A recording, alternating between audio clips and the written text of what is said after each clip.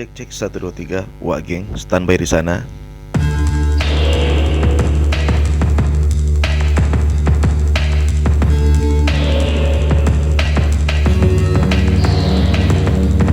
Kisah haru mahasiswa IPB yang hilang.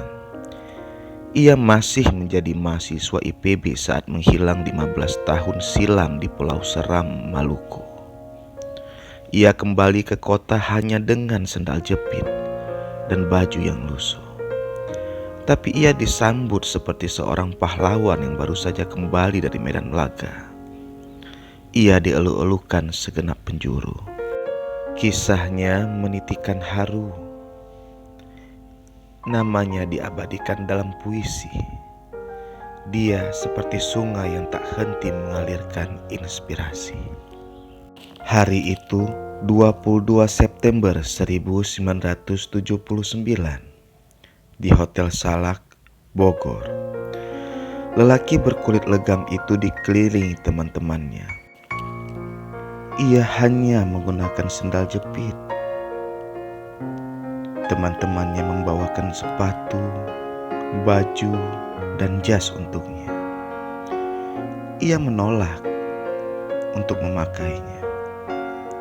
Namun teman-temannya tetap bersikeras. Lelaki itu Muhammad Kasim Arifin, serupa anak yang hilang. Ia lahir di Langsa, Aceh, 18 April 1938. Ia adalah mahasiswa yang kembali setelah 15 tahun hilang. Teman-teman yang sudah lama menjadi sarjana, ada banyak yang sudah menjadi pegawai negeri sipil, pejabat, dan dosen. Pula ada yang menjadi pengusaha. Kasim hanya seorang petani yang bersahaja. Namun ia justru jauh menjulang dibanding semua orang. Tahun 1964, ia hanya seorang mahasiswa biasa yang mengikuti program pengarahan mahasiswa yang kini disebut dengan kuliah kerja nyata atau KKN. Di masa itu, mahasiswa harus siap ditempatkan di pelosok negeri. Kasim mendapat lokasi di Waimita, Pulau Seram, Maluku. Ia pun mendatangi daerah terpencil itu sebab didorong hasrat untuk membumikan semua pengetahuannya. Di Waimita, dia bertemu keluarga petani miskin yang datang melalui program transmigrasi. Nuraninya terketuk. Dia ingin berbuat sesuatu. Dia meninggalkan semua identitas kota pada dirinya. Dia memakai sendal jepit dan berbaju lusuh. Dia ikut menemani petani berjalan kaki 20 km menuju sawah.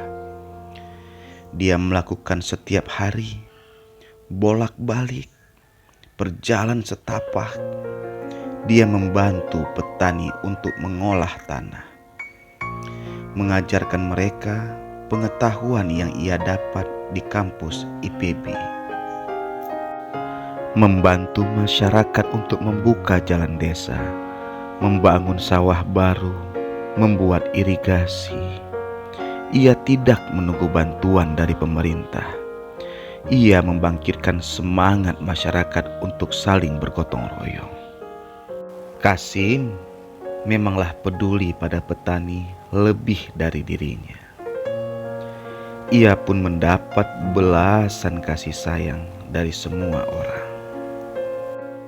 Ia disapa Antua, sebutan bagi orang yang dihormati di Waimita. Kasim begitu larut untuk membantu masyarakat, sampai-sampai ia lupa untuk kembali pulang. Seharusnya ia memiliki 3 bulan waktu di Waimita untuk menyelesaikan KKN. Namun ia merasa tugasnya belum selesai. Bahkan saat semua teman-temannya pulang, ia tetap menjadi petani. Bahkan semua teman-temannya telah wisuda, ia masih setia di kampung itu.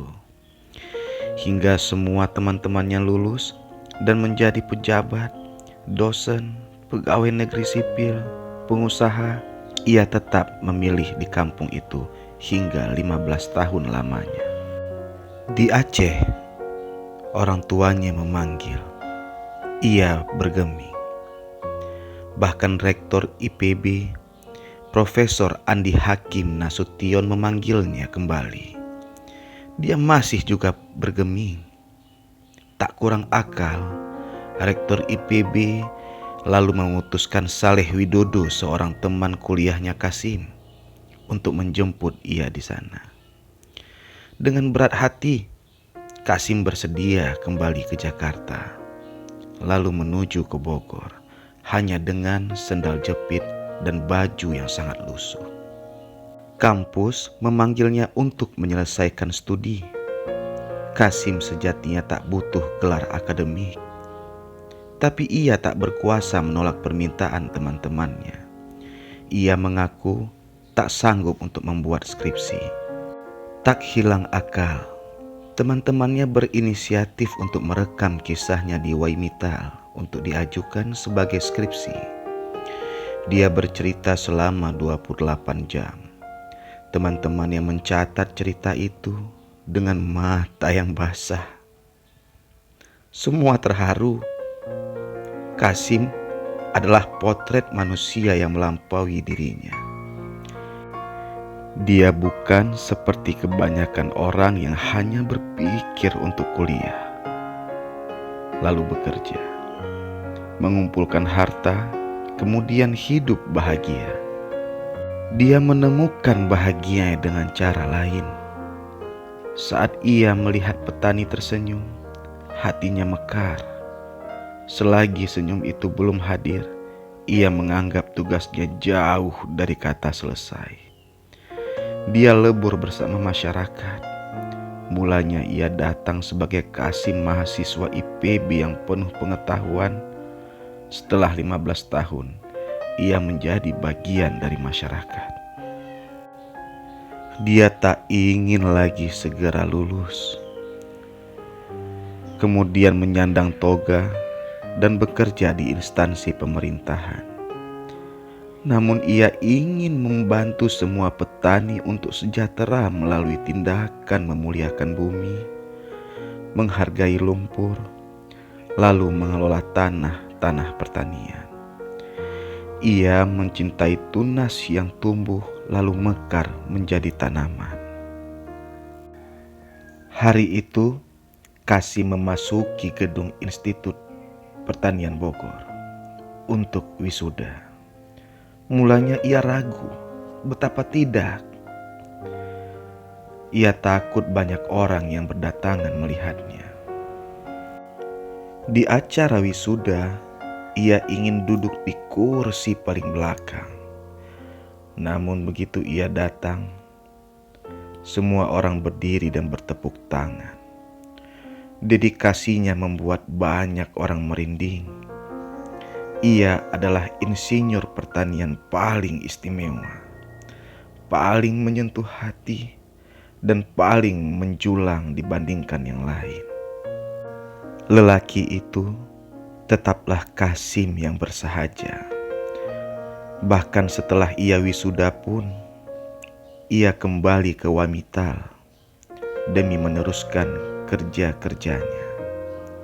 Setelah beberapa waktu, barulah ia menerima pinangan Universitas Syah Kuala, Aceh, untuk menjadi dosen di sana, hingga ia pensiun pada tahun 1994. Di Waimitall, namanya selalu harum, bahkan diabadikan menjadi nama jalan. Di tahun 1982, Kasim mendapatkan penghargaan Kalpataru dari pemerintahan untuk jasa-jasanya yang telah membangun masyarakat desa. Tentunya dengan wawasan lingkungan hidup.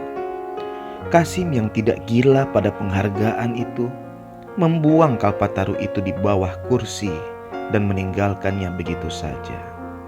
Hingga akhirnya seseorang mengantarkan Kalpataru itu ke rumahnya.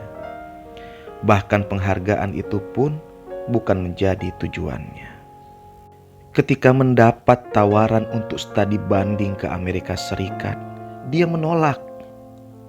Untuk apa saya harus ke Amerika yang punya tradisi pertanian berbeda dengan di sini?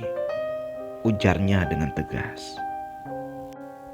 Dia selalu menjadi Kasim yang menginspirasi. Kisah hidupnya ditulis di dalam buku berjudul Seorang Lelaki dari Waimittal yang ditulis Hana Rambe di tahun 1983 dan diterbitkan Sinar Harapan. Seusai pensiun, ia menetap di Aceh dan menjadi aktivis lingkungan. Di masa kini, betapa sulitnya menemukan anak muda yang masih idealis seperti dirinya. Anak muda hari ini berlomba-lomba untuk memasuki dunia bisnis, mengumpulkan uang sebanyak mungkin, lalu masuk ke lingkaran istana. Entah sebagai staf milenial atau sebagai staf menteri.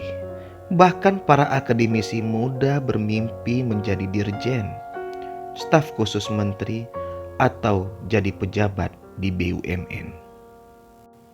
Kasim adalah oase yang serupa mata air, selalu menjadi telaga inspirasi yang tak mengering. Saat ia diwisuda di tahun 1979, salah satu rekannya penyair, Taufik Ismail, menulis puisi yang mengharukan tentang Kasim. Salah satu baitnya berbunyi, "Dari pulau itu dia telah pulang. Dia yang dikabarkan hilang 15 tahun lamanya di Waimittal. Kasim mencetak harapan. Di kota kita mencetak keluhan. Aku jadi ingat masa kita di Peluncu 20 tahun lalu. Dan kemarin, di tepi Kali Ciliwung aku berkaca. Kulihat mukaku yang keruh dan leherku yang berdasi. Kuludahi bayanganku di air itu karena rasa maluku ketika aku mengingatmu. Sim, di Waimittal engkau mencetak harapan.